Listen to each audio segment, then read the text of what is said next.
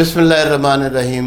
السلام علیکم خواتین و حضرات، آپ کے سامنے خضر راہ کا آخری حصہ پڑھنے لگا ہوں اور سمجھنے لگا ہوں، آپ کے ساتھ تفہیم ہے۔ یہ بانگ درا کی پہلی اہم ترین نظم ہے، اقبال کی بھی پہلی اہم ترین نظم ہے، جس میں انہوں نے اپنا ورلڈ ویو پیش کیا۔ یہ چونکہ 1910 اور 20 کا درمیانی حصہ ہے جس میں کبھی یہ نظم لکھی گئی، تو علامہ صاحب کا جو ورلڈ ویو ہے وہ 1930 کے بعد ہمیں زیادہ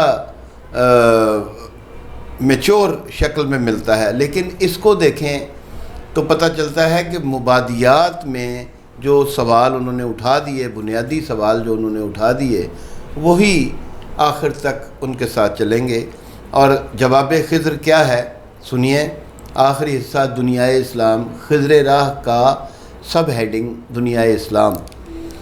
کیا سناتا ہے مجھے ترک و عرب کی داستاں، مجھ سے کچھ پنہا نہیں اسلامیوں کا سوز و ساز۔ واہ، خضر کہہ رہے ہیں کہ مجھے کیا بتاتا ہے کہ ترک و عرب نے کیا کیا، مجھ سے ان مسلمانوں کا، اسلامیوں کا جو سوز و ساز ہے وہ کچھ چھپا تو نہیں ہوا۔ اور دیکھیے، لے گئے تثلیث کے فرزند میراث خلیل، خشت بنیاد کلیسا بن گئی خاک حجاز۔ لے گئے تثلیث کے فرزند، یہ کون ہیں؟ یہ کروسیڈرز ہیں، یہ کرسچنز ہیں۔ تثلیث، یہ کیا ہے؟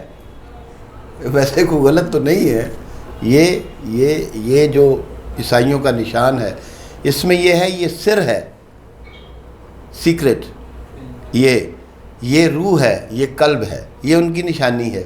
تو علامہ صاحب آپ کو بتا رہے ہیں کہ لے گئے تثلیث کے فرزند میراث خلیل، کہ جو جناب خلیل کی میراث تھی، یعنی جو میراث خلیل جناب ابراہیم علیہ السلام، چونکہ ابو الانبیاء کہا جاتا ہے کہ جناب کی اولاد میں اسحاق علیہ السلام اور جناب اسماعیل علیہ السلام دونوں بیٹے جو ہیں، وہ ان کی نسل سے نبوت کا سلسلہ مزید آگے چلا۔ تو آپ دیکھیے کہ جناب اسماعیل کی علیہ السلام کی اولاد میں 600 سال بعد رسالت مآب کا ظہور ہوا، اور ادھر سے حضرت اسحاق جو تھے، تمام انبیاء جو ہیں جناب عیسیٰ علیہ السلام تک، وہ اسحاق علیہ السلام کی لڑی سے ہوئے۔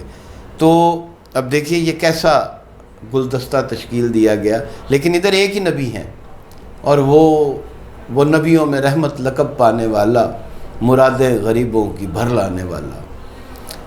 تو لے گئے تثلیث کے فرزند میراث خلیل، کہ جناب ابراہیم علیہ السلام کی جو میراث تھی اس کو تو عیسائی لے گئے، اور خشت بنیاد کلیسا بن گئی خاک حجاز۔ خشت بنیاد کلیسا کیسے بنی؟ خاک حجاز۔ او بھائی، یہ جو پورا ہندوستان کی کمائی سے یہ جو بکنگم پیلس بن گئے، پورا لنڈن بن گیا، اسی طرح خاک حجاز جو تھی، یہ جو پیٹرول تھا، اس کو جب ارامکو والوں نے نکالا، اور امریکی اور برطانوی کمپنیز نے جب وہ نکالا، تو وہ خاک حجاز تھی، اس سے پورا یورپ، پورا امریکہ تعمیر ہوا۔ یعنی اس پیٹرول کی ان کو تو دے دیا گیا نا 5-10 روپے کہ لو جی پکڑو ایشے کرو۔ بلکہ بڑا دلچسپ واقعہ ہے کہ شیخ سعود بن عبدالعزیز کو جب پہلی دفعہ کنویں کھودے گئے اور پیٹرول نکلا، یہ گارا جو نکلا، تو گارے کو انہوں نے ریفائن کیا، اور اسے ریفائن کرنے کے بعد انہوں نے کوئی 2-3 ملین سٹرلنگ پاؤنڈ اس وقت جو کرنسی تھی وہ خدمت میں پیش کی ہے شیخ سعود کی۔ تو سارے شیوخ بیٹھے ہوئے تھے، تو انہوں نے کہا من ھذا، یہ کیا ہے؟ انہوں نے کہا جی یہ اس کی قیمت ہے جو آپ نے ہمیں چیز دی۔ انہوں نے کہا نہیں یہ کاغذ نہیں ہم لیتے، وہ کدھر ہے، سونا چاندی کدھر ہے؟ تو انہوں نے سونے کی اینٹیں پیش کر دیں کہ یہ لے لیں۔ تو اس پہ سارے عربیوں نے، وہ جو ان کا طریقہ ہے ناچنے کا، تو انہوں نے وہاں پہ دمال ڈالنی شروع کر دی کہ واہ بھی واہ اتنا سونا اس گارے کے عوض. اور یہ نہیں پتہ نادانوں کو کہ خشت بنیاد کلیسا بن گئی خاک حجاز اور ہو گئی رسوا زمانے میں کلاہ لالا رنگ. یہ کلاہ لالا رنگ کیا ہے؟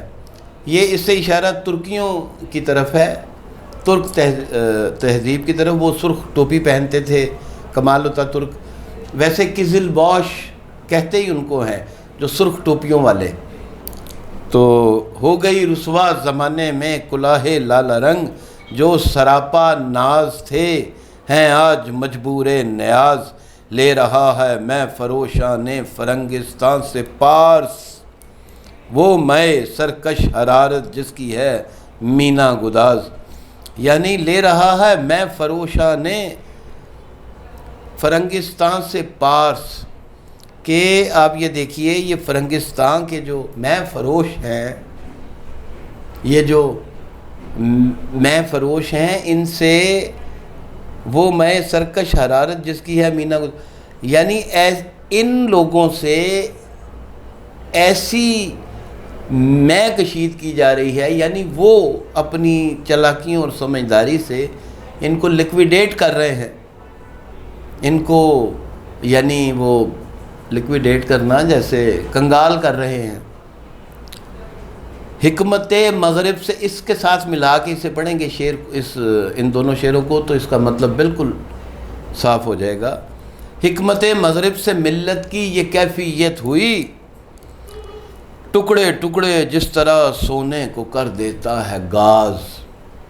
حکمت مغرب سے. اب علامہ صاحب ان کی کنسپریسیز کو، ان کی چالاکیوں کو، ان کی سازشوں کو حکمت مغرب کہہ رہے ہیں کہ 25,000 انگریزوں نے یورپ کے تقریباً رقبے جتنا سب کانٹیننٹ فتح کر لیا مقامی لوگوں کی مدد سے. کس طرح؟ حکمت مغرب سے ملت کی یہ کیفیت. پورے عالم اسلام میں اس وقت جتنے مسلمان ملک تھے، انہوں نے مسلمان کو مسلمان سے لڑایا، ہندو مسلم فساد کروائے، انہوں نے شیعہ سنی فساد کروائے. انہوں نے اپنی حکمت سے چپ کر کے بیٹھے ہیں سائڈ پہ، اور اس طرح ملت کو پارا پارا کیا جیسے سونے کو کر دیتا، ٹکڑے ٹکڑے جس طرح سونے کو کر دیتا ہے گاز. سونے کو جب پگھلایا جاتا، سونے کو پگھلانے کے لیے اس میں ایک نوشادر جیسے ڈالا جاتا ہے، اسی طرح گاز ایک دھات ہے، ایک منرل ہے، وہ سونے کو ٹکڑے ٹکڑے کر دیتا ہے. تو آپ کی سونے جیسی ملت کو ٹکڑے ٹکڑے کر دیا. ہو گیا مانند آب ارزاں مسلمان کا لہو، مضطرب ہے تو کہ تیرا دل نہیں دانائے راز، دانائے راز. اور دیکھیے کیسا حسن اتفاق ہے کہ آج ایگزیکٹلی آج آپ پورے مڈل ایسٹ پر نظر کریں، افغانستان کی طرف دیکھیں، برما میں روہنگیا مسلمانوں کا حال دیکھیں. دنیا میں مسلمان کا خون یوں ارزاں کر دیا گیا ہے، اتنا سستا کر دیا ہے، جس کا دل کرتا ہے اٹھ کے گروہ اور یہ وہ مسلمانوں کو مارنا شروع کر دیتا ہے. اور یہ جو بدعت ہے اس کا آغاز فلسطین سے ہوا، پیغمبروں کی سرزمین سے ہوا، جہاں عین عالم اسلام کے دل میں اسرائیل کا خنجر گاڑا گیا. دنیا کی تمام دہشت گردی کا آغاز وہاں سے ہوتا ہے. تو آپ دیکھیے وہ اب علامہ صاحب اسی بیک ڈراپ میں یہ ساری باتیں کر رہے ہیں. اور گفت رومی ہر بنائے کوہنا کا باداں کنان. تو سنو، رومی نے کہا ہے ہر بنائے کوہنا کا باداں کنان، اولا بنیاد را ویراں کنان. تو جب بھی کوئی نئی عمارت بنائی جاتی ہے، ہر بنا عمارت کو کہتے ہیں بنا کوہنا، پرانی عمارت کو ڈھایا جاتا ہے، کعبہ کنن آباد کرنے کے لیے. اولا بنیاد را ویراں کنن، تو سب سے پہلے اس کی بنیاد اکھیڑی جاتی ہے تاکہ نئی عمارت کو تعمیر کیا جا سکے. تو یہ ایک اپنا اب آپ اس سارے پیراگراف کو جب اس سارے سٹینزے کو جب پڑھیں گے تو آپ کو سمجھ آئے گی کہ علامہ صاحب کس طرف اشارہ کر رہے ہیں. باقی انشاءاللہ اگلی نشست پر.